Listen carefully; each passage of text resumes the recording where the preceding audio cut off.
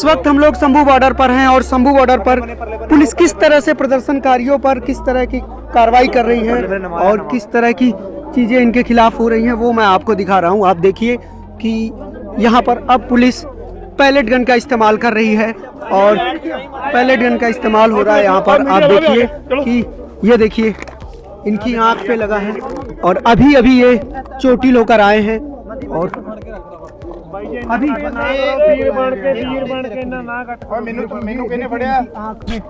छर्रा है जो निकालने की कोशिश हो रही है। खालसा एड की तरफ से डॉक्टर यहाँ पर निकालने की कोशिश कर रहे हैं। छर्रा पैलेट गन यहाँ पर इस्तेमाल किया जा रहा है और पैलेट गन जो है सिर्फ उन पे इस्तेमाल नहीं हुआ है, इनकी बॉडी पर भी इस्तेमाल हुआ है। और ये देखिए इनकी बॉडी से भी छर्रे निकालने की कोशिश हो रही है और देखिए किस तरह से निडल से धीरे धीरे आराम से ये छर्रे निकाले जा रहे हैं और पूरी बॉडी में इनके छर्रा लगा हुआ है। और ये जो है अलग अलग चीज़ें हैं जो पैलेट गन का इस्तेमाल यहाँ पर किया जा रहा है, जो कि पैलेट गन का इस्तेमाल प्रदर्शनकारियों पर हो रहा है। आप इस स्थिति की कल्पना कर सकते हैं कि जब पैलेट गन फटता है तो उसमें से बहुत सारे छर्रे उड़ते हैं और वो छर्रे आपको कहीं भी लग सकते हैं, आंखों में लग सकते हैं और अगर बहुत करीब फटता है तो तस्वीर बहुत ही भयावह हो सकती है। और यहाँ पर खालसा एड की तरफ से लोग हैं जो लगातार घायल किसानों की मदद कर रहे हैं। और सर, आप खालसा के इंडिया हेड हैं खालसा एड के, सर आप बताइए यहाँ पर आप कब से कैंप लगाए हुए हैं और स्थिति क्या है? स्थिति ਤੁਸੀਂ ਕਵਰ ਕੀਤੀ ਸਵੇਰ ਦੀ ਤੇ ਅਸੀਂ ਇੱਥੇ ਕੱਲ ਦਾ ਕੈਂਪ ਲਾਇਆ ਵਾ ਤੇ ਉਹਦੇ ਵਿੱਚ ਅਸੀਂ 4 ਐਂਬੂਲੈਂਸ ਲੈ ਕੇ ਡਾਕਟਰਾਂ ਦੀ ਟੀਮ ਲੈ ਕੇ ਇੱਥੇ ਪਹੁੰਚੇ ਆ। ਜਿੱਦਾਂ ਕਿਸੇ ਨੂੰ ਤੁਸੀਂ ਕਵਰ ਕੀਤਾ ਵਾ ਸੱਟ ਪਿੱਟ ਲੱਗਦੀ ਹੈ, ਚੋਟ ਲੱਗਦੀ ਹੈ, ਜਿਸ ਤਰ੍ਹਾਂ ਉਹ ਅੱਗੇ ਅਥਰੂ ਗੈਸ ਜਾਂ ਦੂਜੇ ਗੋਲੇ ਦਾਗ ਰਹੇ ਆ, ਸ਼ਰੇ ਲੱਗਦੇ ਆ ਤੇ ਫਿਰ ਉਹਨਾਂ ਦਾ ਜਿਹੜਾ ਟ੍ਰੀਟਮੈਂਟ ਹੈ ਇੱਥੇ ਅਸੀਂ ਜਿਹੜੇ ਬੇਸਿਕ ਕਰਦੇ ਆ। 5 दिन भर में अब तक कितने घायल लोग आपके यहाँ पर आए हैं? ਇੱਥੇ 100 ਪਲੱਸ ਆ ਚੁੱਕੇ ਆ ਵਾ, ਜਿਹਦੇ ਚੋਂ ਅਸੀਂ 4 ਜਿਹੜੇ ਸੀ ਮੇਜਰ ਆ ਜਿਨ੍ਹਾਂ ਨੂੰ ਹਸਪੀਟਲ ਰੈਫਰ ਕਰਨਾ ਪਿਆ। ਹੁਣ ਇੱਕ ਆਇਆ ਵਾ ਉਹਦੇ ਵੀ ਅੱਖ ਤੇ ਸੱਟ ਬਹੁਤ ਜ਼ਿਆਦਾ ਵਾ, डॉक्टर साहब देख रहे हैं, हो सकता है उन्हें भी हॉस्पिटल रेफर करना पड़ेगा। 4 लोग हॉस्पिटल रेफर हो गए जो बहुत सीरियस इंजर्ड थे। किस तरह की इंजरीज थी? वो तो सब तो छोटी उम्र का एक बच्चा सी जो 14 साल का सी बच्चा सी, 14 साल की उम्र का सी, जिहदी लत्त ते शरा लगा सी पर बहुत डूंगा सी। छर्रा उनको भी लगा था? हाँ, शरा उनको भी लत्त में लगा था, वो बहुत डूंगा था तो उसको पट्टी करके हमने हॉस्पिटल भेज दिया। पट्टी करके आपने भेज दिया। और मैं देख रहा हूँ कि आपके वॉलंटियर बहुत मेहनत कर रहे हैं छर्रे निकालने के लिए। तो सर, ये जो छर्रा लगता है ये कितना हार्मफुल होता है? ये काफ़ी डूंगा लग सकता वा, डिपेंड करता अपने बॉडी के किहड़े पार्ट ते लगता वा, उहदे हिसाब नाल जे अख मूँह नक ते लगदा उहदे नाल नुकसान बहुत ज़्यादा हुंदा वा।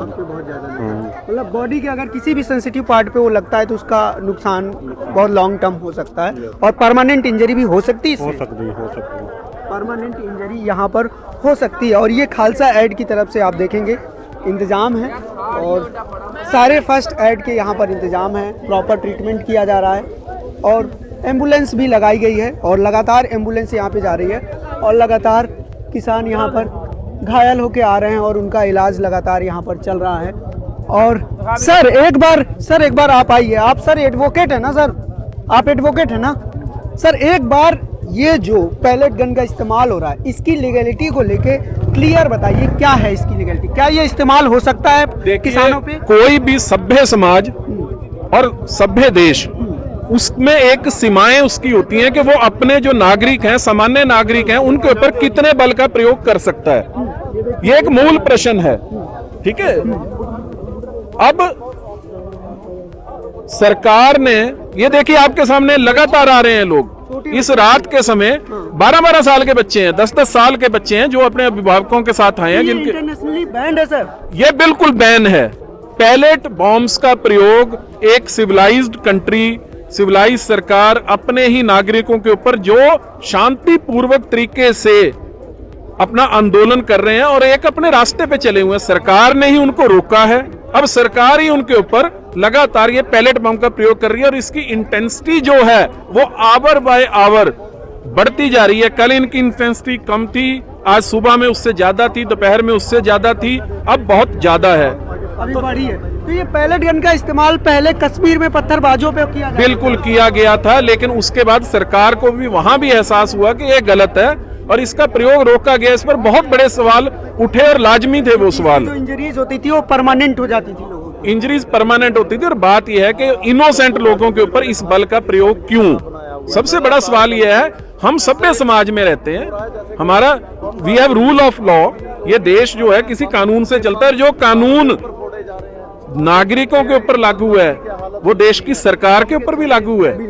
कानून दोनों के लिए है, वो कानून सरकार को भी रोकता है, वो कानून नागरिक को भी रोकता है कि नागरिक भी कानून ना तोड़े। तो नागरिक तो और किसान तो कानून तोड़ ही नहीं रहा, वो तो अपने रास्ते चला है। सरकार ने बैरिकेडिंग की तो वो वहां रुक गए, किसानों का क्या कसूर? बिल्कुल सही बात है। और किसान बस अभी भी वो वहां पर जाकर किसी तरह के किसानों की तरफ से ना किसी तरह का पुलिस पर किसी तरह का एक रोड़ा भी नहीं फेंका गया है, ना किसानों की तरफ से पुलिस को परेशान किया जा रहा है, लेकिन किसान सिर्फ आगे बढ़ना चाह रहे हैं।